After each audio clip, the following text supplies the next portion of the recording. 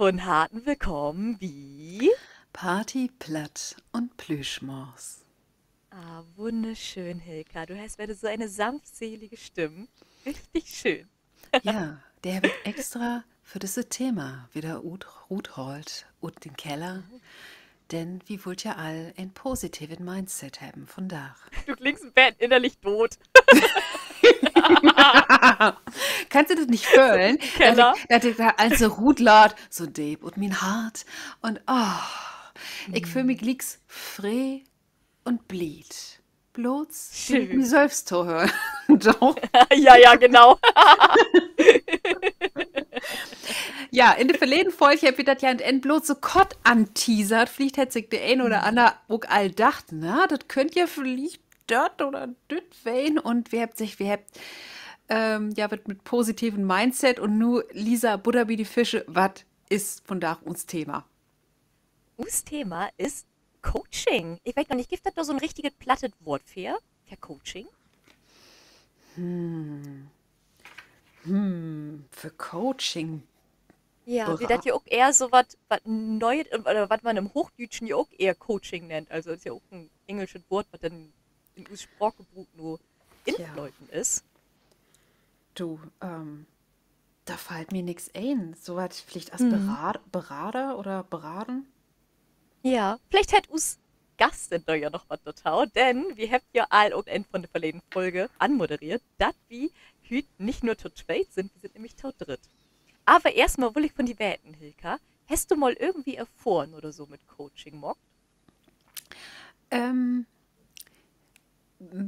Also ich habe selbst noch nicht glücklich dat morgt, wat ein so von da unter so einem klassischen Coaching verstaut. Aber ich wär, ja, also so willst, ich wär selber Coach. Ich bin ja Röhnrad-Turnersche und wär dann eben Trainersche, ne? Das ist ja irgendwie auch so was als ein Coach, ne? Mhm. Wenn du das magst. Und ich weet frühen von mir, der habt so ein Coaching utbilden morgt. Aber selbst habe ich Ah, noch nicht spannend. so ein Coaching oder sowas hat. Okay. Ich bin nämlich mal bei Tobias Beck gewesen. Also ich glaube, der ein oder andere, der sich so bad mit der Coaching-Szene gut kennt, der war einer von den allerersten, der so groß geworden ist mit Coaching, Live-Coaching für allen. Und das war schon spannend. Also ich war da ein hellen Dach, BM mit, ich weiß nicht wie viel Dutzend anderen Menschen. Und dann habt ihr mockt, wie auf andere Menschen wirkt, wie Bäde auch auf andere Menschen wirken kann, wie Bäde kommunizieren können, wie negative Leitsätze loslauten könnt. All das war super, super spannend. Manchmal habe ich mir gedacht so, was mockt wir hier eigens? Also, das war so eine Übung, wo wir dann ganz viel Rutschreien lauten müssen. Und ich bin einfach kein Typ für Schreien. Das ist gar nicht mein Ding. Aber als ich das dann wiederum inlauten habe, fand ich das richtig cool. Also, das war für mich eine spannende Erfahrung auf jeden Fall. Okay, Und und, wie, und ja, wär das dann, Entschuldige, wär das dann in so eine große Halle? ja, riesig. Also, als ich gesagt habe, wenn so viele Menschen, das war eine irre Energie, der die ganzen Menschen dann frei geworden ist. Aha, spannend. Mhm. Ja, soweit kenne ich ja bloß Ja, ut Dokus, so wenn ein dann Lühe so ja, süd, die dann eben, ja, wie Laura Marlina Seiler oder so was, in das riesigen Stadien sind und ja, zusammen meditiert oder sowas. ja.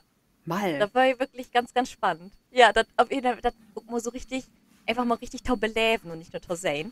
Das finde ich ganz cool. Und ich glaube, dass unsere Gästin von da da auch viel über vertellen kann. Denn wir haben heute Anker-Coach Christine Buchholz oder eigens so platt dann ja Christine Baukholt wie uns, der Gast im Podcast. Hallo Christine, schön, dass du da bist. Hallo. Hallo, vielen Dank für die Einladung. Ah, wie fragt du es? Christine, machst du Gott vertellen, woher wir uns eigens kennt? Ja, sehr gerne. Und zwar haben wir uns beim Barcamp auf Platt kennengelernt.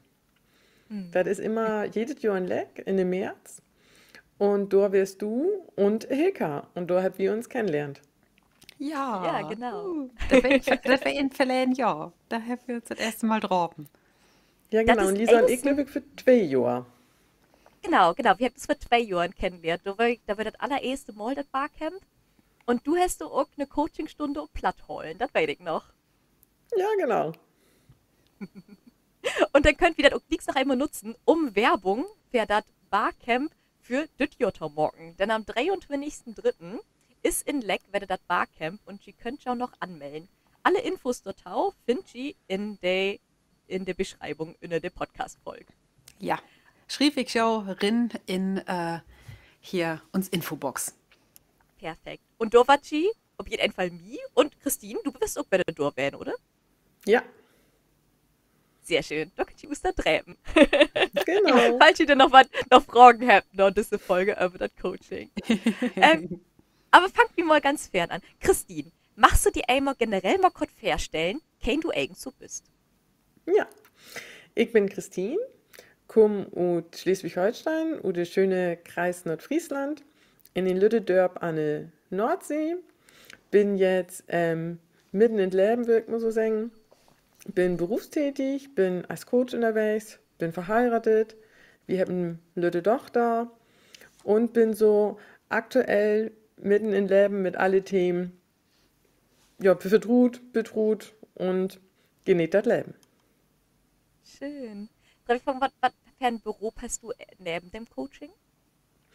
Ja, ursprünglich bin ich ganz klassisch mal in der Verwaltung groß geworden und habe dort meine Ausbildung gemacht und habe dann gemerkt, dass mich Menschen interessieren und bin dann ziemlich, ja, relativ gau dann auch in Führungspositionen gekommen. Dann habe ich aber auch gemerkt, dass nicht nur Führung was ist, sondern auch die Menschen und was trifft sie an und was ist so um uns herum, wie kriegen wir Themen bewegt und jeder hat ja seine eigenen Themen und Herausforderungen. Und dabei bin ich dann in Coaching gekommen, weil ich so im auch gemerkt habe, wenn man so ob Fälle, ich sage jetzt mal, Spille unterwegs ist, ob nur als Mutter oder als Ehefrau oder Hausfrau oder berufstätig oder als Führungskraft, ist da doch ein Spagat und man mag doch, die Herausforderungen sind da. Und dann habe ich irgendwann Sömon-Coaching besucht und das hat mir so gut gefallen und da wollte ich lieber einsteigen. Und dann habe ich irgendwann mal so für mich gesagt, ach, eigentlich mache ich auch gerne Ausbildung machen, weil Coach ist ja kein geschützter Begriff und ihr habt jetzt auch da aber schnackt, wie geht das nicht oder was kann man dazu sagen. Und mir wäre das wichtig, dass ich zertifiziert bin und habe dann wie die IHK die Ausbildung gemacht, so ein Business Coach. Ah, cool. Also du bist direkt von der IHK dann zertifiziert als Coach. Genau. Und dann habe Was? ich so quasi mein Basis, mein Fundament, würde ich jetzt einfach mal sagen. Und darauf habe ich dann spezielle Ausbildung immer noch mal draufgesetzt, um dass man deber darin kann. Und mir wird das immer ganz wichtig, dass was an Techniken oder an Handwerkstüch ich bei meinen Kundinnen und Kunden ausprobiere, dass ich das so immer für einmal erlebt habe und mitgemacht habe, damit ich weiß, wie das wirken geht und wie das auch wirken kann. Und deshalb wäre mir das immer ganz wichtig, dass man so im auch klar ist mit sich und dass man die sich trifft und so kann man dann auch am besten coachen. Spannend. Noch mal eine ganz andere Frage. Wie sind ja, also wie schnackt hier jetzt gerade einfach so intuitiv auf Plattdeutsch? Bist du von Hus aus Plattschnacker? Ja, das ist meine Muttersprache. Oh, Ich bin schön. damit groß geworden und ich muss sagen, ich habe erst in der Schule Hochdeutsch gelernt und muss aber auch gar nicht, was sie da irgendwie von Sprock schnacken. Weil ob so ein Lütte Dörp ist das früher so, wenn man schnackt mit der Öll am Platt, mit der Großöl am Platt. Ich bin auf einem landwirtschaftlichen Betrieb groß geworden. Dann schnackt man mit den Geschwistern platt. Auch selbst in den Kindergarten schnackt man platt. Und ich glaube, das wäre früher auch so selbstverständlich. Und dann bin ich irgendwann zur Schule gekommen und da habe ich dann Markt gefunden, andere Sprock. Da habe ich den ersten Betten achter ranhungen, muss ich ehrlich sagen, bin ich dann das alles so auf Hochdeutsch auch gut verarbeiten können. Aber ich bin von Hus aus Plattdeutsch-Schnacker und mag das auch so wieder mit unserer Tochter, wobei sie zweisprachig groß wird. Mein Mann schnackt Hochdeutsch, ich schnack Plattdeutsch, sodass sie beides hat, wenn sie denn auch so wie das. Oh, finde ich richtig großartig. Gerade dass den auch an die Kinder wieder Tag geben. Sehr Ja, stark. super gut. Wow, cool. Und was nochmal so, um nochmal so ein ganz großes Bild zu kriegen, wenn du nicht coachen deist und nicht arbeiten deist, hast du sonst noch irgendwas, wo du richtig frei dran hast? Oh ja, ich mach so gern Boxen. Das hört sich Ach, jetzt an, ne? krass. Das ist ein Plot-Twist. Total. Aber das mag das jetzt gut. Also das mag das just gut, weil man die ganze Körper in Bewegung hemmen muss, weil man sich konzentrieren muss, dass man den Kopf Mhm. schalten kann und nicht an andere Themen denken, da das weh. Man muss schon gerne in der Ja, Deckung bleiben. Und das bringt mir unheimlich viel Spaß, da einfach die Uklik zu hemmen, abzuschalten und sich einfach darauf zu konzentrieren. stark. Das finde ich richtig Mhm. gut. Mhm. Und wie bist du dann, oder wie bist du dann vorgegangen, als du gesagt hast, okay, nu, ich möchte gern mehr mit Menschen morgen, Mhm. ich mag mal ein Coaching. Wie war das Mhm. Punkt? Dass du wirklich sagst, okay, ich mag das nur mal. Wie viele sind ja doch, ich denke doch mal über noch, aber es hat dann doch ein Bettenhemmen, das wirklich zu morgen. Ja, das stimmt. Ich werde aber so was von übertücht und have Sülm an mi Markt, was man alles verändern kann, an in Sülm. Weil man hätte ja häufig in Leben so das dore Thema, man muss das ändern oder der andere scheißig ändern. Und irgendwann weht man einfach, man kann der anderen nicht ändern. Man kann sich nur Sülm ändern. Und hätte ich so gedacht, ich habe jetzt sehen, was ich mir verändern kann und das hätte so eine Utwirkung aber anderen hat, dass schon der Änderung kommen sind, wie ich mir das wünscht habe. Und ich gedacht, das ist so toll, das musst du auch gern anderen zur Verfügung stellen und anderen unterstützen und anderen dabei begleiten. Und ich gedacht, das ist so schade, wenn man das jetzt nicht mocken würde und dann hätte ich die ganze Motto zusammenpackt und dann hätte ich Anker Coach gegründet. Stark. Ja, das muss man ja auch noch total sagen. Du bist denn ja auch noch selbstständig mit Anker Coach, oder? Ja, ja, genau. Ich bin selbstständig und habe Seminare gegeben und wir haben das ja auch just wie Bartcamp, habe ich das ja auch einfach mal so spontan mockt, um ein Betten das zu erklären und durchzustellen, weil das ist ja eher so ein Betten, wie sagen hier Plattdeutsch, so ein Betten Nümotsche kommen. Ja, ja. Und das, das tog dich zu mocken. Und das auch zu erklären. Und ich habe festgestellt, ganz häufig ich das festgestellt, wie plattdeutsche Kunden, komme ich aber das Sprach viel wieder, weil das ist so ein Betten Vertrauen, Urvertrauen. Bei mir ist das auch so, aber Plattdeutsch kann ich mir auch eher mehr öffnen als aber Hochdeutsch. Man muss aber die Wörter nicht so viel nachdenken. Und ich finde, da gibt immer viel schönere Wörter. Wie hab ich auch immer schon mal darüber schnackt. Schimpfen kannst du auch besser in Plattdeutsch als in Hochdeutsch. Aber Ja. in Coaching mag man das auch, da das in Plattdeutsch total gut ist. Also basest du auch wirklich Coaching auf Plattdeutsch an? Ja, ja, ich habe das wirklich mockt und das wird total witzig, dann ist mir Lorenzo mitgekommen von der NDR, von Plattdeutsche und er hat auch gesagt, du, ich muss vorbeikommen, weil ich habe das auch gehört, dass du da Plattdeutsch mocken darfst. Und dann habe ich eine Kundin gefragt, ob sie halt einfach zur Verfügung steht, weil den hätte sie viel mehr vertellt als ich. Und dann hätte sie das eben genauso gesagt, dass man ein viel bessere, ja, wie soll ich sagen, Zugang hat, also dass man vertrauter miteinander schnacken deit, wenn man sich Plattdeutsch in der Hohen deit. Und deshalb mag ich das auch speziell mittlerweile Coach auf Platt. Ich habe das auch so Markt, in landwirtschaftliche Bezug kommt das auch immer gut an. Aber auch in unser Aller, weil ich habe auch einen großen Bereich, wo wir Plattdeutsch schnacken und du hast das auch total gut ankommen. Das gibt dir auch ein totales Alleinstellungsmerkmal, oder? Ja, das gibt eine Fälle davon, weil das Fälle entweder nur Älteren schnacken oder eben die Jungen gar nicht mehr. Und ich habe jetzt noch keinen plattdeutsche Coach hier in der Wegstrobben. Stark. Und also Coaching ist ja, hast du schon gesagt, das ist erstmal Neymonschen Kram und so ein Betten Schwurtau Griepen. Wenn ich Ja. jetzt die Coachingstunden rufe, wie würde sowas fair gehen? Also wie sieht so eine Stunde aus? Also mir ist es immer ganz wichtig, dass ich sage immer, ähm, der Mensch als solches hätte irgendein Thema, das ihn just beschäftigen deit. Und das dore Thema ist wichtig. Und ich sage immer, Inhaber von der Problem ist auch Inhaber von der Lösung. Und ich mag das aber fragen, weil ich sage jetzt einfach mal, wenn man in der Freundin schnacken deit, dann sagt die Freundin, ach, probier doch mal dat oder dat oder dat. Und das meint auch immer ganz nett. Bloß das ist vielleicht für die Freundin in dem Moment die richtige Lösung, aber lang noch nicht für diejenige, die das Problem hat. Und deshalb führe ich aber Fragen dahin, dass sollen die Aha-Erlebnisse oder die Wow-Momente kommen, weil ich das aber Fragen ganz vermocken do. Und weil ich so bestimmte Fragen habe, die immer ganz wichtig sind und so ein Stück wie, was soll doch noch anders sein als vorher? Also wann wäre das gut? Und das ist immer schön, weil wenn du fragst, was ist dein Problem oder was ist dein Ziel, Da kann man selten grieben, wenn man sich nicht mit der Thematik und mit Coaching und so auseinandersetzen deit. Und dann mag ich immer über so ein Kennenlerngespräch, so gewisse Fragen. Wenn du zum Beispiel, ich gebe jetzt irgendwo mal so eine Frage gut, wenn du jetzt zum Beispiel zu Bett gehst und du kennst ein Problem und morgen stellst du dir vor, dass aber nach ein Traum in Erfüllung gegangen ist, also ein Wunder passiert ist, woran magst du morgen, dass das dein Problem beseitigt ist, beziehungsweise woran magst du, dass dir da besser geht?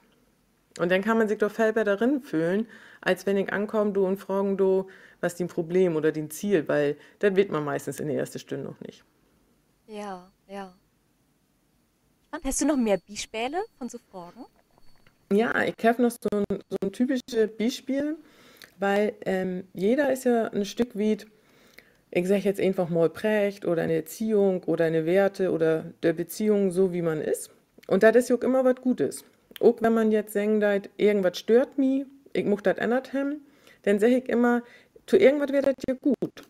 Und kick doch erstmal, was ist das Gute daran? Weil das hätte ja daheim bräucht, wo du heute bist. Und das ist ja erstmal prinzipiell gut. Also so ein Betten, der Fokus auf das Gute. Wir Menschen sind ja immer sehr gaut dazu neigt, das Negative zu sehen oder eher pessimistisch mal zu kicken oder eher so das halb leere als das halb volle Glas. Und das versuche ich immer noch mal ein Stück weit zu sehen, was sind die Stärken und was bewegt die, was trifft die an oder wo magst du einfach, du lässt du auch extrem viel Wert ab. Da kann ja auch angehen, dass du einen besonderen Wert hast und die scheint man die auch nicht ändern, sondern darauf abbuhen, also auf den Stärken abbuhen. Spannend. Wie bringst du denn den Lü dort tau, dass du noch wirklich umtausetten? Physik intusetten, meinst du? Ja, genau.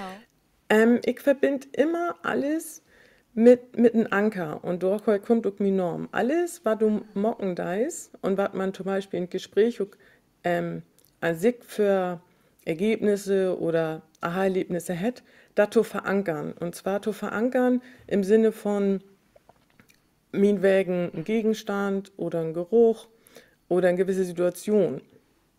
Weil da gibt ja, wenn man mit mir Stunde oder jede Coaching-Stunde gut geht, musst du in dem Moment für die klar sein und dann musst du das auch beholen. Du musst ja auch später irgendwann, wenn die durch, ich sag jetzt mal, Situation wer kommt, die man vorher beschnackt hat, musst du darauf zurückkriegen können. Und das mache ich mit so einer Art Verankerung. Wie morgen in Coaching, wenn da durch ein gewisses Gefühl da ist. Und deshalb ist mir das immer so wichtig. Wir sind zwar kognitiv, also von der Kopf unterwegs, aber wir sind auch auf Emotionen. Und Emotion ist ja quasi der Achterbahn von unserem Gehirn und auch so ein Autobahn, ähnlich noch besser sagt, ein Autobahn. Da geht das alles vergauer bei der Emotion. Und wenn wir das zu packen haben und das durch eine gewisse Situation beschreiben haben, dann sage ich immer, und jetzt überleg die, was kann die in der Situation, wo du wer magst, oh, oh, da geht in die falsche Richtung, heute die genau in das dürre Gefühlsloch wieder zurück. Und deshalb sage ich immer, vielleicht ist das ein Geruch. Also da arbeite ich gut mit alle Sinnesorgane. Oder ist ein Gegenstand, dann sehen Sie bei mir eine Coaching-Room um. Das wird mich daran erinnern. Wenn ich das sehe, kann ich mich in der dürre Situation wieder zurückfühlen, dass ich jeden du und das jeden Tag trainieren du und immer jeden Tag immer Gott auch in die dürre Situation zu gehen, um sich so zu stärken. Cool, finde ich richtig geil. Weil das ist ja auch, also das, was ich und Minen erfahren, so sein Fellmarken daraus. Ich kann mir das immer schön feststellen, aber das Morgen ist dann ja wirklich das Haare-Biest dran. Dass du wirklich Genau, die das ist ändern auch ein Stück umversetzen. wie so ein Training, wie Hicker das just gesagt hat, weil wichtig ist mir ja, dass man da temporär mocken deit.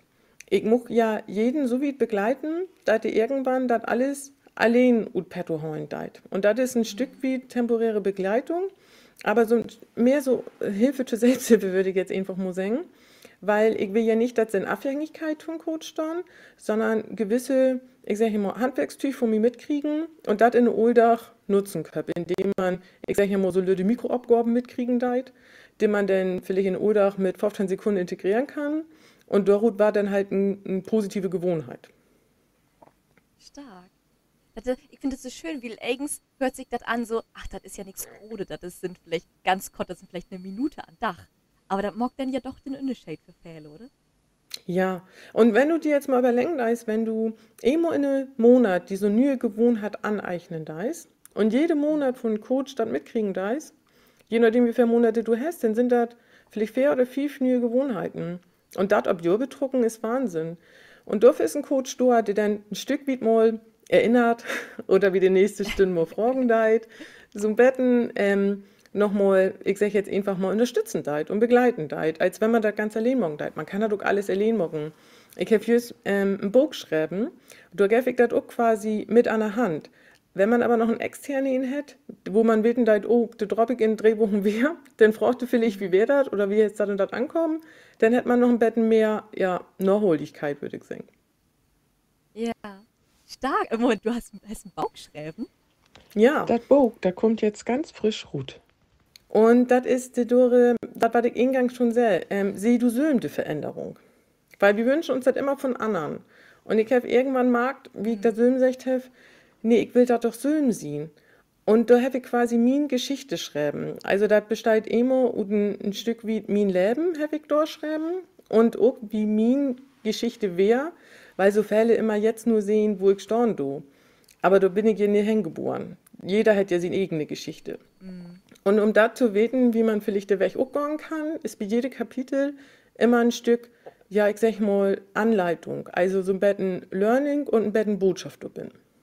Und das habe ich jetzt so fertig gemacht, weil ich dachte, wenn ich jeder ein Coaching so buchen will, ist das auch vollkommen okay. Aber vielleicht kann ich dann die ein oder andere mit der Dore Burg ein Stück wieder begleiten. Finde einen richtig tollen Ansatz und starken Bauchtor schrieben. Das ich glaub, wie Fällen steigt dann auch jemand auf die Lebensliste mal einen Bauchtor schrieben. Und du hast Ja, das nur echt aber ich fertig gebe dir gekriegt. recht, Richtig das ist krass. echt, du fängst damit an und denkst erstmal so, ach, kann ich mal ein Buch geschrieben? Aber da gehört ganz schön viel zu. Und das ist auch so ein Stück wie Wissen und wäre auch bestimmt ein Stück wie für mich gut, auch für meine Verarbeitung und für das, was so in meinem Leben passiert ist. Ist aber eine Herausforderung, ob du im Buch über irgendwas schriftst und über die schriftst. Das wäre nochmal eine zusätzliche Herausforderung, würde ich sagen. Oh ja, also das ist wahnsinnig interessant, was du vertellst und die Lebensweg ist auch spannend. So, aber das wäre ja so ein Bett nur hinlegen. Also, liebe Christine, wie spielt ihr von das so ein Bett Good Cup, Bad Cup? Und, Oh, und nu hast du uns ja viel von der Coaching, wo du das morgens vertellt, aber weil wir hier auch einen Bildungsauftrag hiechens vorher, wo wir mal so ein bisschen allgemein auch mal ins Coaching rinkicken. Was ich spannend finde, dass du gerade secht hast, die Lü süd ja bloß, wo du nu grad steist, aber sie kennt den Weg nicht. Genau das Selbige hat ein von den bekanntesten Coaches in einem Interview auch gesagt, Jürgen Höller. Und das ist ein, der füllt auch riesige Hallen und sagt, ja, wenn du die Mien Leben ankiekst, dann kriegst du den Leben auch, kommst du damit auch zurecht. Und der wäre ja auch einmal in Kaschott, der wäre in Knast wegen Insolvenzverschleppung, Betrug. Und nur ist er auch ja immer wieder in der Kritik mit so einem Schneeballsystem für eine Coaching-Utbilden. Wo süßt du das denn? Nimmst du sowas auch wahr? ein Stück wie schon. Das ist ja das, was ich ursprünglich sehe. Jeder kann sich Coach nennen, weil das ist kein geschützter Begriff. Und ich sage jetzt mal, jeder kann nur morgen mit losluppen. Und das ist so banni gefährlich, weil einige sind wirklich in der Not und einige suchen ihn ab, ohne zu wissen, was der Achtergrund ist. Und deshalb wäre mir das auch so wichtig, dass ich das ermocken do, wie die Industrie- und Handelskammer, wo man nicht gelistet ist. Und das wäre mir immer wichtig und den Tipp kann ich eigentlich nur jedem mitgeben.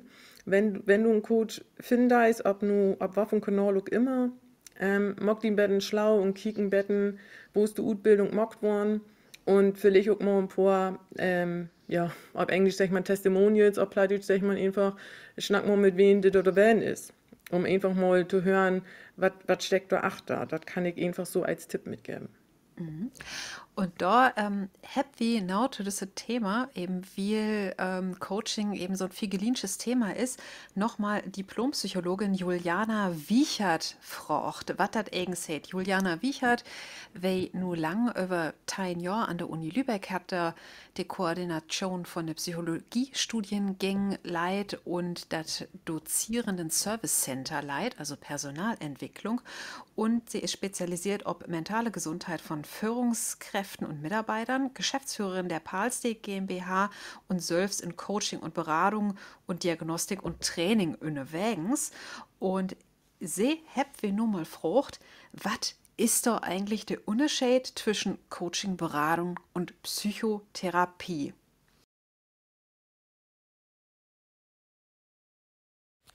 Coaching, Beratung und Therapie sind 3 sehr unterschiedliche Dinge.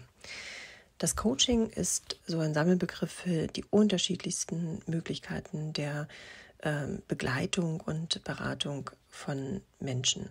Es handelt sich nicht um einen geschützten Begriff. Jeder darf sich Coach nennen. Wir erfahren nichts über die Profession, die dahinter steht. Bei der Beratung ist es tatsächlich ähnlich. Auch hier haben wir es nicht mit einem geschützten Begriff zu tun, auch nicht beim psychologischen oder psychosozialen Berater, die meistens noch eine Ausbildung hinterlegt haben, die sich vor allem mit Kommunikationsmethoden beschäftigt. Wir gehen hier grundsätzlich eher von einer fachkundigen, partnerschaftlichen Ebene aus, denn der Berater berät, gibt also Ratschläge. Vollkommen anders bei der Psychotherapie. Die Begrifflichkeit des Psychotherapeuten ist sehr wohl geschützt und hier handelt es sich ganz klar um eine gezielte professionelle Behandlung psychischer Störungen oder auch psychisch bedingter körperlicher Störungen mit ganz klar wissenschaftlich fundierten, evidenzbasierten psychologischen Da habt ihr das nur auch noch mal zusammenfasst von Frau Wiechert, was eigens der Unterschied ist. Und da habt ihr auch noch mal gehört, der Coach, der gibt kein Ratschlag, als du das gesagt hast, Christine. Holt sich ein Coach damit eigens auch immer so ein Bäden zurück? Hey, hätte ja immer seinen Kopf ute Slinge ruht, ne? Denn wenn er keinen Ratschlag gibt, hätte er ja nie nicht das Risiko für einen Misserfolg. Denn das liegt ja dann immer wie ein Coachie, oder? Na, ich würde das eher so sagen, von vornherein muss immer ganz klar sein, wie lautet der Auftrag. Also zwischen Kunden und Coach muss ganz klar sein, was wünschst du dir? Wünschst du dir eine Beratung oder wünschst du dir ein Coaching? Weil in Coaching ist es immer ein Stück weit ergebnisoffen. Weil das finde ich ja just das Gute daran. Wenn du das nicht vergibst, sondern wenn du kickst, wo kommt der Coach hin? Und was ist ähnlich doch noch anders als vorher? Und manchmal ist das enorm, wenn man anfangen deit, wo man anfängt und wo man nachher endet. Denn solchen Kunden zu mir, ich habe im Leben gedacht, dass wir jetzt genau wie der Dürrepunkt enden. Das ist ob einmal mitten ob Trapez, damit habe ich überhaupt gar nicht gerechnet. Weil das eben so offen ist. Das ist das Schöne. Wenn einer sagt, ich muss jetzt aber eine Beratung haben, dann macht man das natürlich wesentlich zielorientierter. Wenn nur ein Coach noch hinkommt und sagt, oh, ich habe das Problem und dieses Problem auch noch, kannst du das dann alles in ein Coaching zusammenfassen oder wo magst du das? In 1 Stunde, meinst du? In ein Coaching. Also ich mag das ja immer nicht alles an einen Dach. Weil wie Menschen haben auch irgendwo Grenzen und dann ist es immer wichtig, dass man erstmal kicken deit, wo brennt das am meisten? Also wo drückt die Show am meisten? Und meistens hängt das auch alles miteinander zusammen. Das ist immer also ganz interessant zu sehen, dass das alles in einem Zusammenhang ist. Wir sind ein Mensch und viele Themen, die aber erste Blick will ich überhaupt nichts miteinander zu tun haben, lichtet man nachher immer mehr und mehr, dass man magen deit, oh, wenn wir das Thema angehört haben, ist das andere Thema quasi genau das gleiche oder ähnlich lagert oder hätte gleiche Ursprung. Und das ist so interessant. Söchte Lü denn dann wie die ein erfülltes Leben? Erfüllte Leben ist jetzt ein großer Begriff. Und ich glaube, ein Stück weit, was ich jetzt auch mehr und mehr magen do, und das hat sich auch mit der Zeit jetzt ein Stück wandelt, ist eher so die Zufriedenheit, die innere Ruhe mag ich, die Leichtigkeit, die gern sehen mag. Und ja, mithin ist das dann vielleicht auch für den ein oder andere der Begriff für erfüllte Leben. Und wo gehst du denn damit um mit dem Thema Zufriedenheit? Denn Zufriedenheit, das kann ja nie nicht von Dur werden. Also, das ist ja was, dann geht die das mal besser und dann geht die das wieder schlechter. Wo gehst du denn damit um? Dass eben du als Coach ja dann eben auch klar werden musst, ein kann nicht immer zufrieden werden in seinem Leben. Ja, und ich finde das auch so interessant. Zufrieden bedeutet ja für jeden was anderes, ne? Mir ist das immer so wichtig, die dore Frage zu stellen, die dore Definition von was hit für die zufrieden. Weil das ist wichtig. Als Coach ist das immer durch das Frageteam, dass man sich komplett in rein muss und sich komplett Routen nehmen deit. Weil wenn ich von zufrieden schnacken do und das jetzt zum Beispiel auf mein Coach projizieren würde, würde ich ja voll in die falsche Richtung lopen, weil er kann ja angehen, dass mein Kunde Zufriedenheit ganz anders definieren würde. Und das ist immer wichtig, für zu sagen, was bedeutet denn Zufriedenheit? Und wenn wir da aber schnacken, dann kommt schon viel klarer, weil was habe ich dafür in der Hand und was erwarte ich vielleicht von anderen? Und auch das aufzugrenzen, weil wir können in Coaching, wie gesagt, ja nicht der anderen ändern. Also du sagst so, das geht so ein bisschen um persönlichen Sinn. Ich würde sagen, um persönliche Wiederentwicklung. Und ist da Jimmers Goat wiederentwickeln? Also wenn ich sage, oh, ich möchte mich gern wiederentwickeln und Leute totschlagen, ist das dann auch Goat? Also, ne, nur als Also, Extrembeispiel. Wenn ja, ich sage, genau. das mag Minute fragen, wenn ich mir nah was totschlagen do. Genau, und das wäre dann ein Auftrag, den ich definitiv nicht annehmen würde. Weil das ist ja das, was man im Kennenlerngespräch hat, was ist dein Ziel und was kannst du und ich kann sowas zum Beispiel nicht vertreten. Deshalb ist das bei mir zum Beispiel auch immer ein kostenloses Kennenlerngespräch, weil die Chemie muss ein Stück weit passen. Das bringt ja nichts, wenn ich kein offene Themen ansprechen mag oder wenn ich sag jetzt mal, keine Verbindung zu meinem Coach hat oder den ich tut Coach, dann gehe ich ja nicht in das vertraute, offene Gespräch.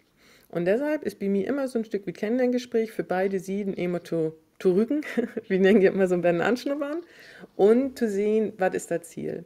Weil das ist das, was jetzt eben auch gesagt worden ist. Für mich ist das ganz wichtig, das abzugrenzen. Ich weiß ganz klar, wann ist das ein Coaching und wann ist das einfach auch von Fachanwendungen von Psychotherapeuten. Also wann kannst du noch den Lebenssinn bestimmen zum Beispiel und wann nicht. Und das ist für mich wichtig. Wenn ich magen do, dass das über Coaching hinaus ist, dann nehme ich zum Beispiel auch den Auftrag nicht an, sondern gebe den einfach wieder und sage so, jetzt wäre aber eine Fachkraft wichtig. Und das ist auch wichtig für jede Coach. Nicht um jede Preis oder um jede Auftrag alles anzunehmen. Hier ein kurzen Hint an Jo Leveto. Hörers, ein Coach und ein Berater hätte Pflicht, wenn ein Coach hier kommt und der Coach merkt, oh, der ist psychisch, dann muss der Coach und der Berater die überwiesen nach einem Psychologen. Ja, so, das wäre kurz einmal mit dem Mank für uns Tauhörers die Info. Was du da vertellt hast, ne, auch dafür, das ist das Thema verändern. Hast du ja anschnackt. Mut verändern, Jimmers, das Ziel wählen von ein Coaching? Ne, was ist, wenn ein für sich entscheiden, das Verändern gar nicht das Richtige für einen ist? Das stimmt. Wir haben auch zum Beispiel, ich habe nüchtern just ein Coaching gehabt, da ging das einfach um das Thema Festigen von das Hier und Jetzt und da, wo ich jetzt stehe. Also das ist nicht immer unbedingt Veränderung, sondern das ist auch vielleicht ein Stück wie, ich habe jetzt, das habe ich auch noch einen Titel von Veränderung, wo die einfach sagen, nee, jetzt ist es gut mit Veränderung oder ich bin so gut, wie ich bin und das muss ich jetzt noch mal verankert haben. Das muss ich jetzt noch mal fester haben. Wie können wir das noch mehr in eine Bodenfestigkeit kriegen? Das gefällt genauso. Coaching muss nicht immer unbedingt Veränderung haben, ne? Und wo sieht das gut mit der Gelassenheit? Die Gelassenheit, die kommt wirklich mit der inneren Zufriedenheit, würde ich sagen. Stück weit gelassener, das ist das, was ich auch vorhin sagen, das mag ich mehr und mehr auch im Bibin Kunden. Einfach mal nicht höher, schneller, besser, weiter, sondern einfach mal Ruhe, Gelassenheit und Leichtigkeit. Also nicht in das Hamsterrad, sondern da mal ruht und das einfach mal ein Stück weit geneden. Das kommt jetzt mehr und mehr wie die Leute auch an, habe ich das Gefühl. Hätte das nicht auch eine soziale Komponente, dass ein sagen kann, oh, ich bin gelassen, ich treck mich ruht. Fehlt da nicht auch dann so ein Betten der Empathie für Analyse? Ich würde das schon sagen, dass das Menschen mit Empathie genauso können wie mit kein Empathie. Ich glaube eher, das hat was mit Druck zu tun. Und zwar auch ein Stück weit mit Gesellschaftsdruck, weil wir uns unheimlich viel in das Vergnügen unterwegs sind. Und wenn wir immer uns mit was Betteres, Höheres, Schnelleres, Riegeres vergnügen, ist es immer schwerer, noch oben zu kriegen als nur in. Und ich glaube, das kommt ein Stück weit mit einher.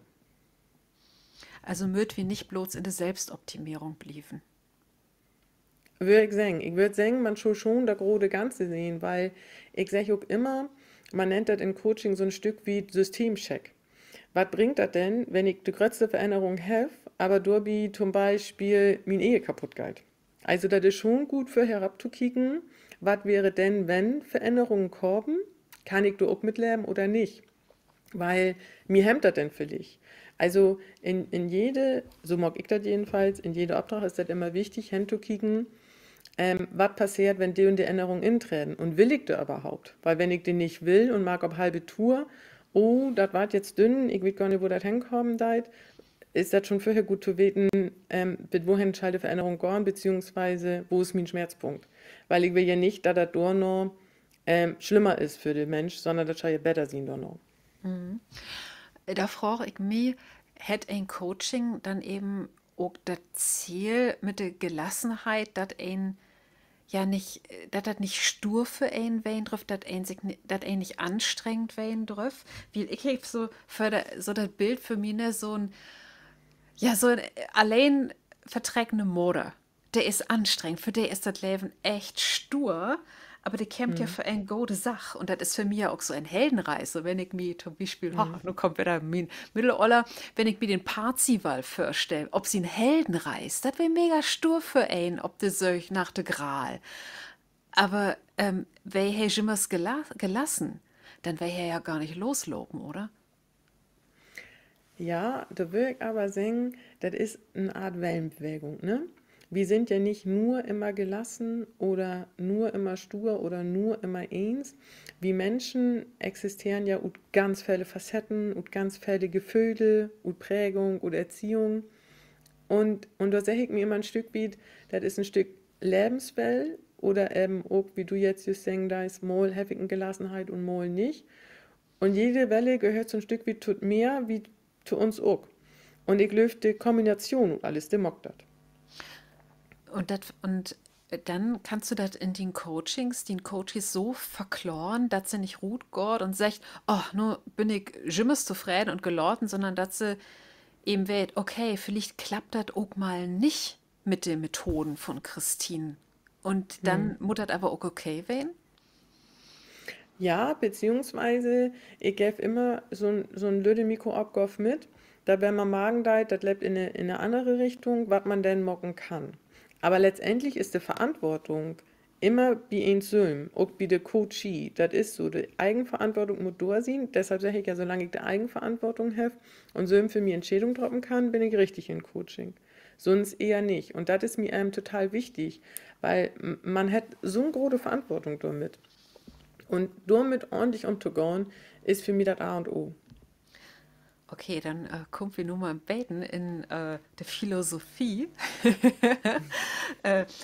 Und zwar, wo kennt ihr tatsächlich, wer das Nietzsche, Religion ist Opium fürs Volk? Weiß ich nur nicht genau, wo kennt das echt, aber egal. Wieder frage ich mich nicht, so das Thema Individualität und Selbstverwirklichung, das ist ja auch so ein große Sau, die durch das Coaching dort dreven wart. Und da frage ich mich, ist das nicht auch so ein bisschen westliche Prägung, die wir da mitkriegen dort? Denn zum Beispiel, wenn ich mir so die Krisen ankicke, so die Krisentiden in den vergangenen Jahren, so diese großen Clans, ob das nur die Mafia oder die arabischen Clans sind oder auch so China, wo ja das Individuum nichts tellt, die sind in Fällen, denen ja besser durch die Krise durchkommen als wie. Und ist dann das große Ziel von Coaching immer, ob diese Individualität aufzuteilen? Also da kann man verschieden sehen. Lisa Series eingangs wäre zum Beispiel wie Tobi Beck. Und da ist ja nicht, da geht ja auch in der Geschichte, die Lisa vertellen hat, und da gibt es ja auch andere Speaker oder Redner, wie man so alle nennen wird. Da geht es ja nicht individuell in Ein-to-Ein in das Coaching, sondern du ist jetzt zum Beispiel in große Arena. Zum Beispiel, ich war letztes Jahr auch an einer Veranstaltung, die wäre in Köln. Da wären wir mit 15 oder 20.000 Menschen. Und das ist ja nicht individuell, sondern der hat alle so, ich sag mal, die gleiche Richtung, die gleiche Thematik, die gleiche Interesse und du hast man auch mit sehr vielen Leuten zu sorgen. Und das ist immer so, wie jeder das für sich so macht. Du hast vollkommen recht, das kann was Gutes sein, da kann aber auch was Gefährliches sein. Und ich glaube, das ist mit allem momentan, was wir unterwegs haben. Wenn wir eine große Ansammlung an Menschen haben, birgt das Risiken, genauso wie wenn ich in 1-to-1 unterwegs bin. Oh, Also okay. das ist immer so ein Stück, Ja. wie man das Ja. macht. Ich glaube, ihr habt da nur aneinander Achso, vorbei vertellt. Ich habe nicht so diese großen Veranstalten von ein Damian Richter oder so was. Oh, krass, Kerl. Also, das ist richtig. Da habe ich was auch mich überinformiert. Oh, ja, ja, ja, ja. Aber gar nicht über diese großen Veranstalten, sondern mehr so dieses Thema, was so im Coaching ist, finde den inneret Ich, achso. finde den individuelles Leben, was gut für die ist und da ob wohl ich gut. Mhm. Ja, also ob das eher besser ist oder ob man eher in eine Masse unterwegs sein soll. Habe ich jetzt die richtig verstanden? Ja, nicht unbedingt in einem Mass, aber so in einem Verbund, ne? Denn Mhm. ist das immer gut, wenn wir allein sind, so in uns Leben, uns Ach zurücktrecken? so. Und da ist ja auch Mhm. gerade so ein interessante Studie kommt, glaube ich, aber so Urwaldvölker, die ja immer zusammen sind. Da hat jeder einen seine Mhm. feste Rolle und muss Mhm. sich damit zurechtfinden, aber der hat nicht diese großen psychischen Krankheiten, die wir kennt. Ja, das stimmt. Ja, auch das ist immer wichtig, daran zu denken. Ist das jetzt wichtig, dass ich mich sehe? Oder ist das wichtiger auch von der Gruppe? Also, wo ist der größte gemeinsame Nenner? Ob das nun, ich sage jetzt einfach mal, ein Arbeitsverbund ist oder wenn man jetzt mal von einer Person abschluten deit, ob eine Familie, ob eine Ursprungsfamilie und dann immer Grötter und Grötter wart. Das ist das, was ich vorhin meine. Wichtig ist, dass man nicht nur sich sieht, sondern auch das Umfeld. Und dann ist das die Frage, was für ein großes Umfeld und was für eine Auswirkungen hat das. Aber du hast auch recht, man kann genauso sagen, hätte auch vielleicht einen Sinn, dass die deren Völker so gut sind und gesund sind, wie sie sind, wenn man das Grode so sehen darf. So, nun machen wir hier mal einen Cut und nun kommen wir wieder werden so in die Arbeit drin. Du hast gesagt, Utbilden ist wichtig. Ob die Website hast du auch geschrieben, du hast von der Groten lehrt. Wo kennen sind denn die Groten? Also ich habe jetzt zum Beispiel also einige Ausbildungen gemacht wie die Jörg Löhr Akademie. Jörg Löhr ist ein erfolgreicher Coach in Personalentwicklung und ich habe bei René Bourbonus gelernt und das ist ein, der unheimlich stark ist in Rhetorik und auch Fälle Beratendheit in Rhetorik und auch Fälle in der Politik unterwegs ist. Und hier bringt uns dazu gut bei, wie man die Menschen mitnimmt halt und nicht nur monoton für eine, das irgendeine Thema noch für eine bringen deit, sondern auch ein Zusammenspiel machen deit mit dem Publikum. Spannend. Also, und was sind dann die Grundlagen? So, nur welche Methoden coachst du? Also ich bin Anfang, das wäre eher so ein Stück wie systemische Coaching, also was von Systeme Giffert, was von Systematik sind zu berücksichtigen. Das ist so, ich glaube, das bekannteste, was das so geben deit, ist, wenn man in einem Arbeitskontext unterwegs ist, du kommst neu in eine Firma, du gibt halt so gewisse Grundsätze. Ich sage jetzt einfach mal, Olet für Nüet oder wenn du auf eine gewisse Position bist, du kommst da rein und kickst dir erstmal an und änderst nicht so was sofort, so dass man kicken deit, was für ein System steckt da achter und was für ein System im Sinne von die verschiedenen Punkte sind wichtig und die Schritte gehe ich mit meinem Coach durch, um da durchzukommen. Das finde ich immer ganz wichtig, so ein Stück wie eine rote Faden zu haben und zu wissen, was sind die nächsten Punkte, um dass ein Coach dort ob in gehen kann. Dann ist das aber auch für mich unheimlich wichtig, in eine Emotion unterwegs zu sein. Und das ist das, was ich für Herrn meine, dass man ein Stück wie kicken deit.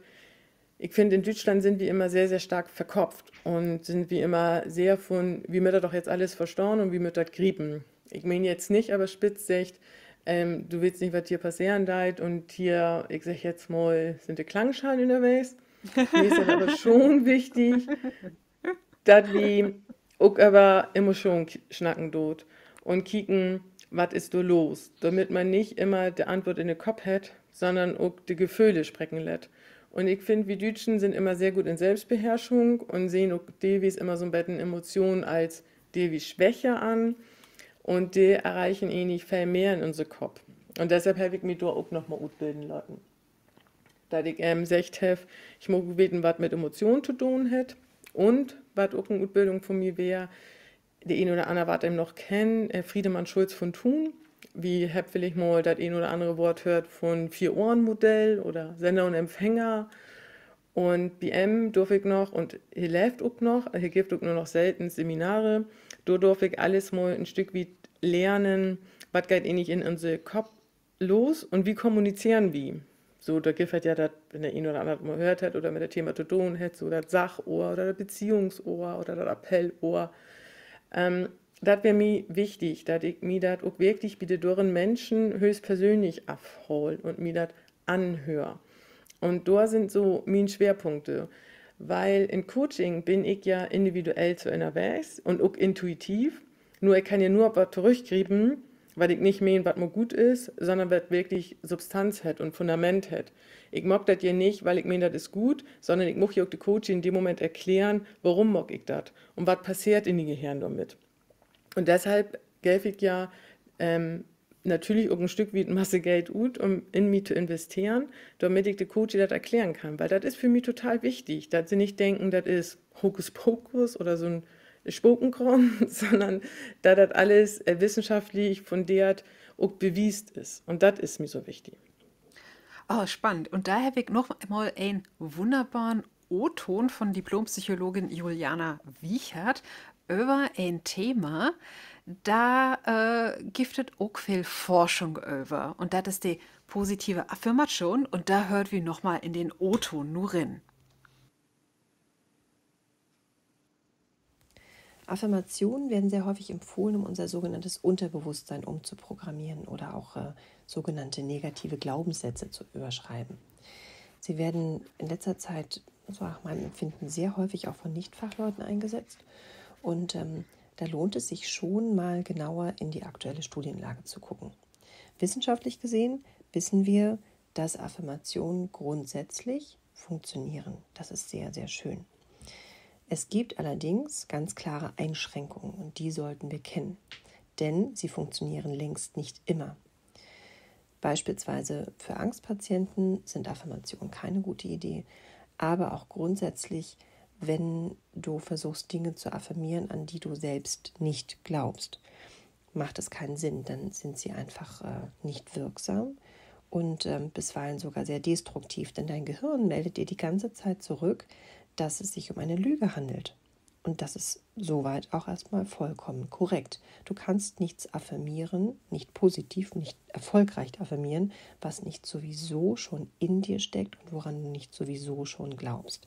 Deshalb Obacht mit der Formulierung von Affirmationen. So, Christine, du hast ja auch also ein Beten verklort, dass du eben den Coaches verklorst, was in de Prägen vorgeht, wenn du mit denen arbeiten deist. Wann deist du denn Affirmation insetzen? Ich habe das ganz häufig, und das hat sich auch vertellt, so eine Art Glaubenssätze. Ich nenne das nicht Glaubenssätze, sondern wir haben Meinung oder Überzeugung. Die Sätze singen wir einfach ab, wie das nur von den Eltern mitkriegen haben oder so uns irgendwann mal einen Satz gesagt haben. Und ich frage in so einer Situation immer, ist das wirklich so? Und wenn ja, dann nennen wir doch mal Beispiele.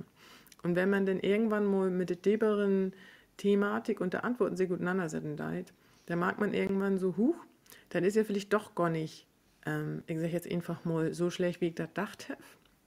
Und dann ist das die große Frage, wenn das nicht das ist, was man wirklich denkt, weil man das achter Fragen deit und irgendwann mal fragen deit, warum ist das so, aber nicht die Warum-Frage als Rechtfertigung, sondern als letzte Frage wie die Glaubenssätze, versuche ich, die Coaches ein Stück weit in eine Positivität zu bringen.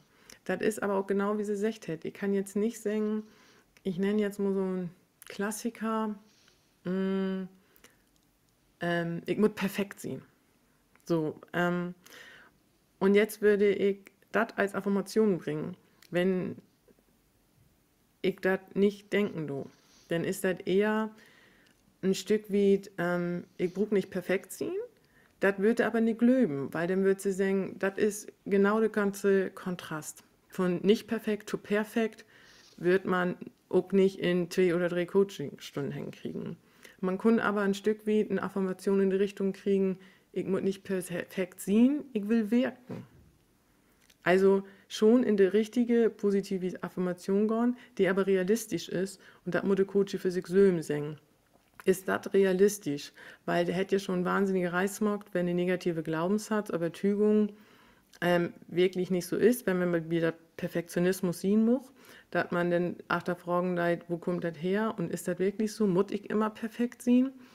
Und dann die durch einen Zwischenschritt zu machen und dann sagen, Affirmation wäre auch, jeden Tag für sich zu sagen, ich will wirken. So würde ich das machen. Wunderbar. Ich denke, wir haben echt viel gelernt über das Thema Coaching. Was denkst du, Lisa? Wahnsinn. Also ich finde das so bannig spannend. Und auch Christine, danke, dass du das allen so offen und ehrlich beantworten darfst. Also ich finde das, ich löse mir ein Bild vom Coaching für ein Bätentau eindimensional. Aber das was freut ich mich. drin Vielen, geworden vielen bin. Dank. Ja, aber wir würden ja noch mal ein paar mehr Dimensionen reinbringen und darum habe ich ja noch mal ein extra Radelspiel für, für Jo 2 fertig gemacht. So, also, und sie denkt, oh Gott, was kommt nun, das ist gar nicht schlimm. Aber wie kennt ja all diese Sinnsprüche, ne? Lest wie ein Dach. Und ich habe hier mal so ein paar Sinnsprüche rutsöcht von Coaches und Nicht-Coaches und von ChatGPT. Und sie dürfen nur raten, ist das ein echten Coach da achter oder ist das ChatGPT? Also bin ich gespannt. Alles klar. Wo kein als ersten 3 Punkte hat.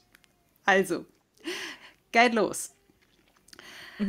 Ein Traum ist unerlässlich, wenn du die Zukunft gestalten willst. Ich habe mir jetzt beide die Antwort geben. Ja, sie könnt ja schon Namen rauben. Ja, will Okay. Christine Lisa sagt ChatGPT. Das ist das ist von Bodo Schäfer. Eieiei. Europas selbst nimmt Money Coach Number 1.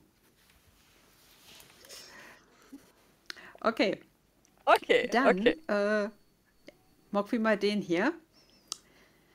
Jeder Fehler könnte dein letzter sein. Darum ist es besser, keinen zu machen. Da will ich auch sagen. Das ist ChatGPT, garantiert. Nee, Man das man ist muss der Fehler machen. Satire-Account The So. Business Lion. Oh. Ach so, du Ja, hast das echt. ist der Oh mein, Titel. das ist aber kein Coaching. Satire- Also, okay, Coaching. gut. Ach so, du hast recht, das gibt nur ChatGPT und Okay. Coaches. Ah, Mag wir okay. noch mal wieder. Deine Gedanken formen deine Realität. Gestalte sie mit Liebe und Zuversicht.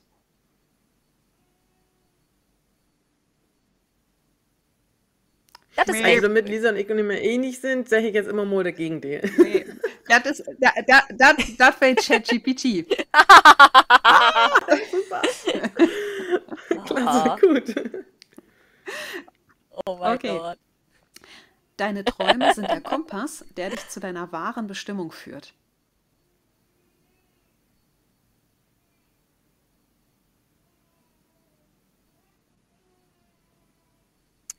Das ist echt. Ich will auch sagen. Das ist auch ChatGPT. Oh, das siehst du mal, wie gut ChatGPT ist, ne? Eieiei. Wahnsinn. Das ist, ja, der kriegt mich voll. Okay, Das wäre voll dann, mein Coach. Liebe wird mehr, wenn man sie teilt.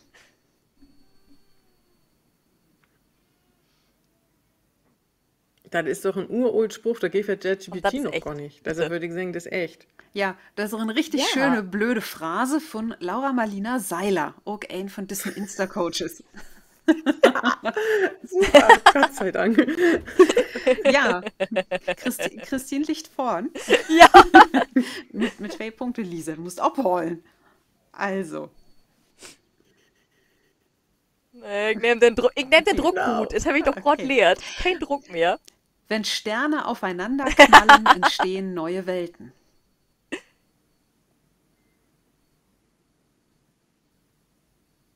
Oh, ist das nicht mit Okay, dann sage irgendeinem ich Bauch? jetzt ChatGPT.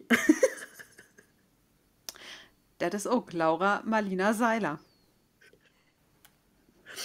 Okay, Oh je. Ich habe mir so gedacht an Tolkien oder Sternwanderer oder so. Okay. Glaube an dich, sonst tut es ein anderer.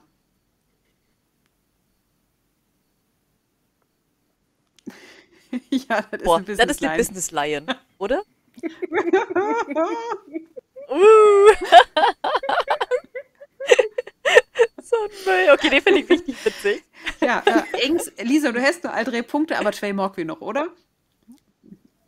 Okay, Oh, dann ja. noch mal Ja, hier. klar. Stärke kommt aus der Überwindung von Herausforderungen. Wachse durch jede Erfahrung. würde ich sagen, das ist echt. Das wäre der ChatGPT. Ja, würde ich auch sagen. Alter. Okay, dann Wow. schwimme erst gegen den Strom, dann mit ihm.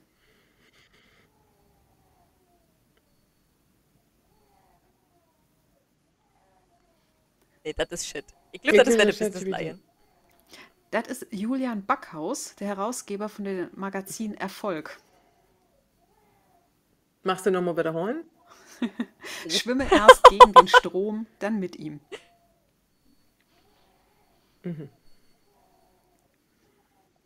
Okay. Der Hast du da einen Kontext drauf? Von der Insta-Kanal gut trocken. Aber ein mag mir noch, Nee, ein mag okay. mir noch einen Abschluss. Ah, Einen wahrhaft schönen Menschen erkennst du am Aussehen. das ist der Postillon oder so ein Scheiß. So, dann, Recht habt ihr. ja, dann, Okay, sorry, Ich Christine, finde was das sagst ganz du? schrecklich, die Dürre sagt, Ich dass der wollte- Buch lieber nicht sagen, dass es von Menschen ist, sondern lieber vom Computer ist. Aber ich war das wage zu bezweifeln, dass das so ist. ja, das wäre der Business Lion und mit dem Business Lion wird wie nur dieses schöne Spiel auch abschläten. Der Business Lion sagt nämlich auch, der Löwe ist der Hai unter den Adlern.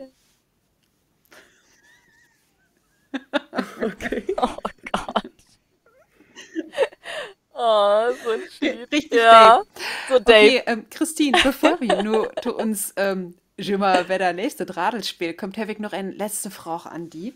Und zwar, das gibt ja schon mal so Mode, weiß ich nicht, Psychologie, NLP, nur ist das Coaching. Was denkst du, kommt als nächstes?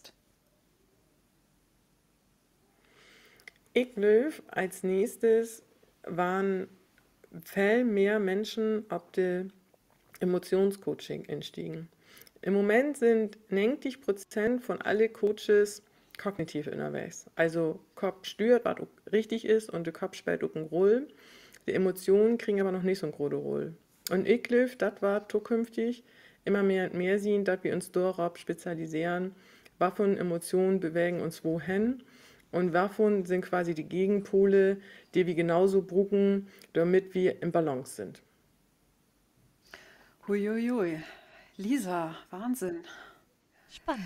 Das ist richtig interessant, Wang, Ja. Christine. Dankeschön. Also, vielen Dank. Ja, Aber nun kommt der wirklich. Brot Von Herzen vor. danke. Was für ein Lied hast du uns mitgebracht? Das ist jetzt wieder so ein Twist. Das ist Ja, ich bin schon Twist, ganz wie ich gespannt, jetzt welchen wieder wachsen wacke. Das ist so ein Twist. Ich habe sie hin und her überlegt, ne? Und wir hatten ja auch verschiedene plattdeutsche Bands sehen und auch wieder Barcamps sind verschiedene und ich war schon auf verschiedene Konzerte. Und dann hab ich so doch, also ich genau wäre, was würde passen? Und ich erkläre das erst und dann sage ich ihm, was das für ein Lied ist, weil denn ihr wissen ja, warum der Morgen tut. Ich habe ja mit unterschiedlichsten Leuten zu tun. Egal was von Geschlecht und was von Alter, was von berufliche Stand und ähnliches. Und Ich habe aber immer gesagt, und das ist auch so, und das finde ich auch so toll, dass man so eine Vielfalt hat. Alle haben immer ein Thema, was sie mögt. Und so viele kommen immer noch mir hin und sagen, ich muss gut sehen, ich muss perfekt sein, ich muss Karriere machen, ich muss eine gute Mutter sein und ich muss und ich muss und ich muss. Und dann sage ich immer zu alle, ihr müsst das alle gar nicht, wenn ich jetzt mal Klugschiederin bin, sondern ihr müsst nur eins und das ist auf Toilette. Und jetzt kommt der Morgen, Trommelwirbel. Deshalb habe ich das Lied Tante Maya von Jared die Barber mitgenommen. Ah, Und dort okay, ist das ja, genauso ja. beschrieben. Und da schnackt Schön die von Lübeck, da ist Rinnebraten. ich nur Schleswig-Holstein, da komme ich auch noch her. Und das ist genau das, was du sagen leid. Man hat so einen Druck und man hat alles das, was man irgendwie ein Stück wie auch immer ein Coaching hat, bloß immer ein anderer Kontext. Und deshalb fand ich das irgendwie so passend für heute. Ja, danke, die Christine, vielen Dank. Jara, die Baba ist ja auch ein klasse Kerl. Lisa und ich hab die auch gehabt mit Tante Maya, das Late Happy Oak live sehen in Hamburg. Das werde ich noch, das Schmitz-Tivoli? Werde ich nicht Ja, mehr, glaube ich. stimmt. Ja, ja, spannend. Mhm. Ja, Aber genau, Lisa, Schmitz-Tivoli. na komm, Wie witzig. verleden oder verleden mal, er wird ja Alron. Bevor du dann verlässt hast, was hast du nu, Dobby, für ein Lied? Ja, nu Oh, habe ich dir okay. richtig guten Gefühle, Dobi. Okay, heute fast. Christine, du musst auch mit ran. Mal kicken, ob du ob das late kommen da ist. Also, ich bin noch nicht abschreiben, kann nicht meine Gedanken lesen. Ich bin nicht definiert. Ich fang grad an, die Sticken in all min Hand. Das Ende ist noch nicht plant. Ich fang an, der Leere sieht, bevor die. Morg dat dreckige Finster oben. Lord de Sünn, de Wür hell morgen, der du nicht finden kannst. Grieb noch wat, dat weit weg is. So dicht bi, dat ich dat meist smecken kann. Lord de Hemmen fallen. Nun kommt der Refrain. Feul den Regen ob din Hut. Kein ein Anne kann dat für die Feulen. Just du kannst dat taulorten. Kein ein Anne, kein ein Anne. Kann de Wür snacken, de ob din Lipp licht. Tränkt die in de Wür, de du nicht utsnacken deist. Leif ein Leben mit den Armen wie utnanne. Hüt is, wo dat baut anfang deist. Der Rest ist noch nicht Ist upschreiben. da, Das ist aber schön. ist das die Das ist Frau, ein die auch toller diesen, Text. ja, aber ist das diese Frau, die auch diesen Bruder hat? Oh Gott, was für ein Wo Brauer? hätte? Nee, die Frau, die hat, das ist eine Frau, oder? Das ist eine Frau. Und wo hätte denn? Ja, das ist eine Und Frau, diese genau. Frau, die hat nämlich einen Bruder, ich glaube, das ist der Bruder. Und der hat so einen Garage-Song mal hat. Gotta get like this, gotta get like this. Aber das ist der Bruder von der Frau, hat aber die Frau.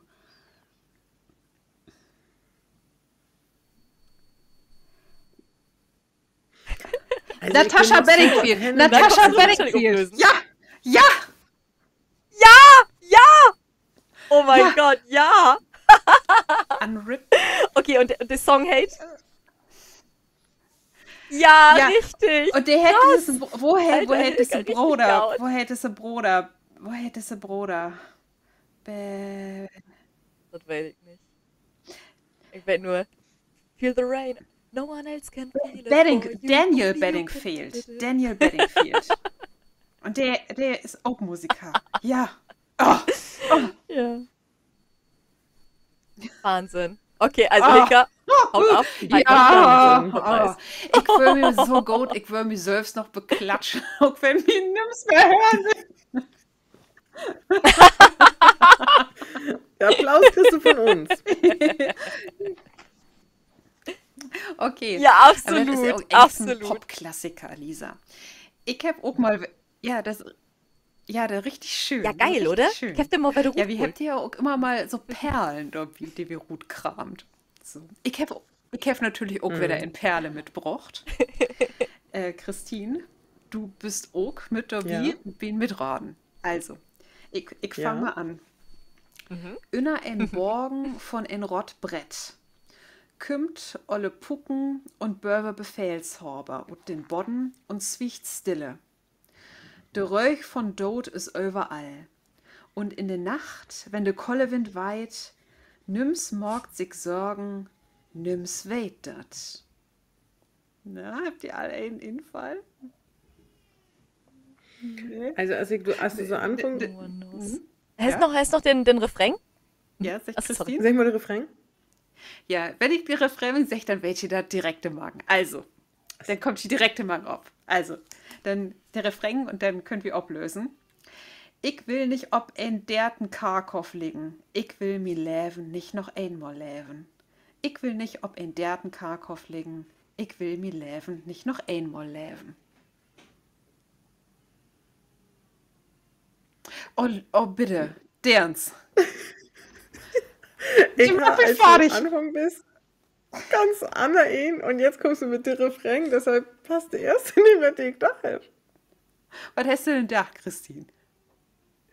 Ich fand an, das fing so ein bisschen an wie hier Erich Ribbeck. Aber das kann nicht mehr sehen, wie der Refrain. Nee, Der hätte so ähnliche Strophen noch hat. sie mag mir So, fertig. Lisa, jetzt bist du. Don't wanna live again. Aber ich weiß nicht, kein das singen da. Das ist immer mein Problem. Ich drehe mich all in den Kist um. Ich war von heute ja noch gar nicht in die Kiste legen, du. Jetzt wird richtig gaut, dass ein Zitat von dem Business Lion passen mit den, Nee, wenn du die Fehler hätte noch mal magst. noch einer passen, das geht so. Lieber dumm und reich als dumm und arm. ja. Das ist wie der von Gucci, der sagt hat, dass sich beide holen in ein Bentley als in ein, keine Ahnung, irgendein VW oder so. Liebe Zuhörers, sie weet natürlich all, welches Lied das ist. Ein Klassiker. Das sind die Ramones mit Pet Sematary.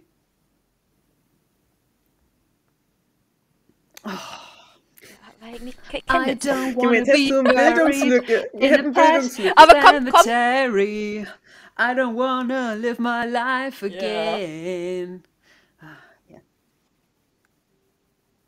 Ja, das kommt auf jeden Fall in den Partyblatt und Plüschmus Playlist und Genau. dann könnt ihr das über alle lernen. Ja, jo lebst einen Unwritten. Plattengruf, die hätten wir wieder ein Klassiker, den Nims kennt, doch wie hat. Christine. Ja, danke. Danke, Christine, Hilke. wie sich Danke. die auch vielen lieben Dank, dass du da bist. Ja. Vielen Dank für die Danke, Einladung du und dass ihr mir die bist. Zeit geschenkt Wirklich eine habt. richtig tolle Folge. Wo kann man die denn finden? Wenn jetzt ein sagt, boah, das fand ich jetzt richtig spannend und gerade Coaching und platt, wo kann er die finden? Also und kann auf er die Instagram und Facebook dein Ankercoach. Auf mein Internetadresse www und dann ankercoach.de. Anker, wie der Anker dick im Wörter schmieden do und dann Coach, C-O-A-C-H. Du aber könnt ihr mich finden und ein E-Mail könnt ihr mir auch gern schicken und da wäre das dann Buchholz. Nu hast das jetzt so schön sech im Plattdeutsche, das hat mich irgendwie nochmal sichern schuld, aber Buchholz in Hochdeutsch und dann in den Meeren mit Doppel-H und am Ende TZ @ankercoach.de. Das schrieb ich für euch, ja, das kommt in die Infobox drin. Genau, Ich wenn schicke ihr auch das noch mal, mit genau. abführen, dann wäre das super. Das mag ich gern. Oh, Lisa, da habt ihr ja nun richtig viel lehrt, Glöwig, über Selbstcoaching. Denkst du, dass Ja. uns für den Talk haben voll auch helfen? Ich glöw meist, denn total spannende Thema, wie wat in der Tag kommt folgt, da über schnacken, ob das ein Unterschied geben deit zwischen allein wähn und einsam wähn. Was das eigens mit uns mockt und wie so damit umgaut mit allein und einsam Also, oder liebe allein Tauhörers, oder einsam. wie verklockfiedelt Joe denn, wo wir das so füllt und belebt habt? Also, ich sag mal dann, wenn Balle. Tschüss! Tschüss! Mag das gaut. Tschüss. Wunderbar.